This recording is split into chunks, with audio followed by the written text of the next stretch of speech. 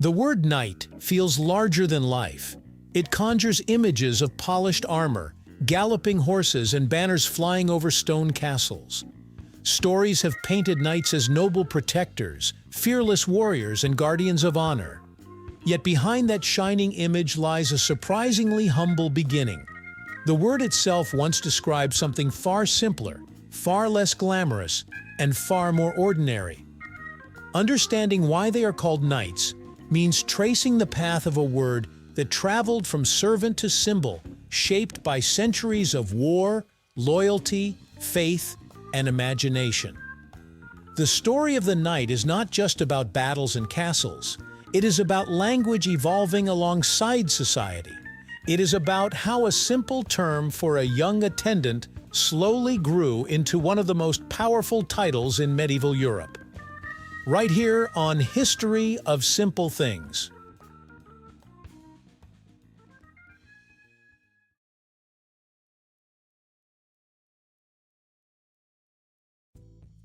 The word knight carries weight. It suggests honor, loyalty, and a code of conduct shaped by courage. Yet it did not begin with shining armor or noble vows. In Old English, the word was cniht, pronounced roughly like cniht. It referred to a boy, a youth, or a household servant. There was no inherent glory in the term. A cniht could have been a farmhand or a messenger, someone of low rank and modest standing. The transformation of this humble word into one associated with elite warriors reveals how language evolves alongside society. In early medieval England, social hierarchies were strict, and service defined one's place. To be a cniht meant to serve.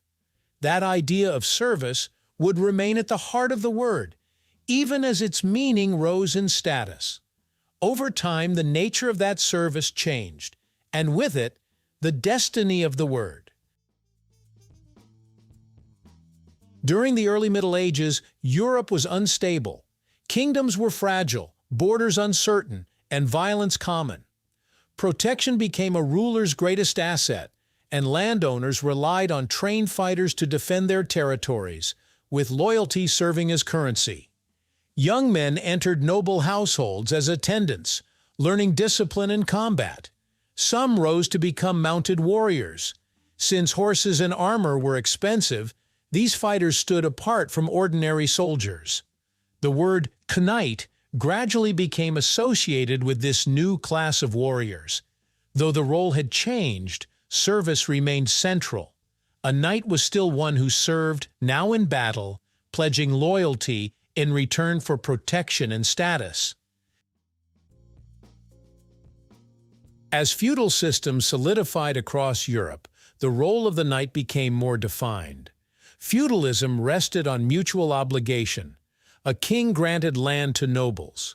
Nobles, in turn, relied on knights to protect that land. In exchange for military service, knights often received their own plots of land or financial support.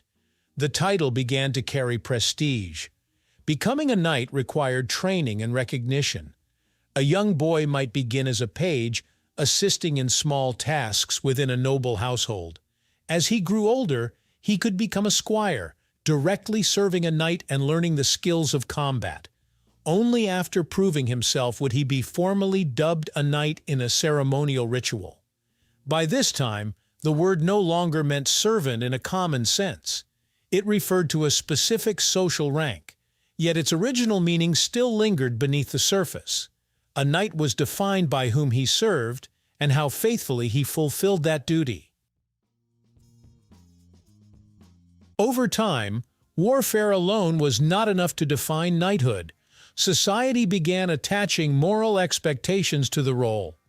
The concept of chivalry emerged, blending martial skill with religious devotion and courtly behavior. Knights were expected to protect the weak, defend the church, and show courtesy to women of noble birth. The word knight absorbed these expectations. It no longer described just a mounted soldier, but a figure bound by an unwritten code. Literature played a powerful role in shaping this image. Tales of King Arthur and his Round Table elevated knights into symbols of virtue and sacrifice. Whether those stories reflected reality or aspiration mattered less than the influence they carried.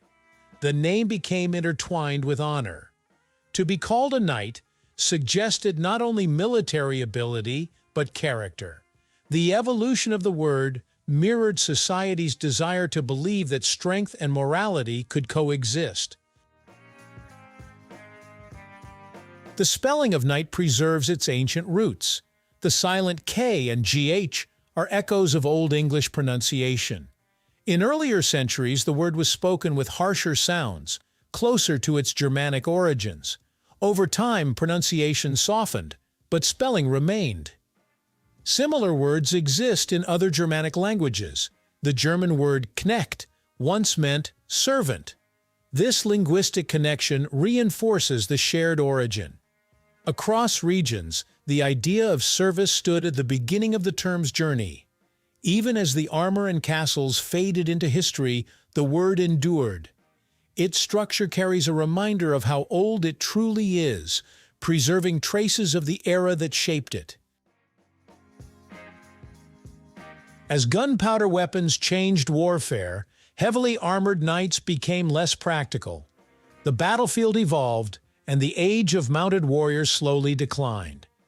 Yet the title did not disappear. Instead, it transformed again. In England, knighthood became an honor bestowed by the monarch. It was no longer strictly tied to combat. A knight could be a statesman, an artist, or a scientist recognized for service to the nation. The thread of service remained unbroken. The battlefield had changed, but the idea of dedication to a higher authority endured. The word expanded beyond medieval Europe. In modern language, knight can symbolize courage, integrity, and loyalty, even outside formal titles.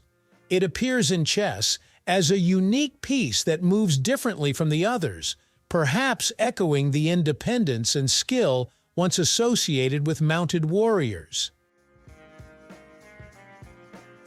The journey of the word knight spans centuries of change. It began as a simple term for a boy or servant. As societies reorganized around land, loyalty, and warfare, the word rose alongside a new class of mounted fighters.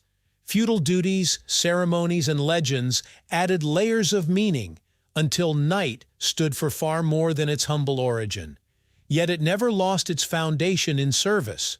Whether serving a lord in battle, following a code of chivalry, or holding a modern honorary title, the essence remains dedication and duty. Behind the armor and legends lies a simple truth. The word knight endures because it reflects the belief that strength matters most when it serves something greater.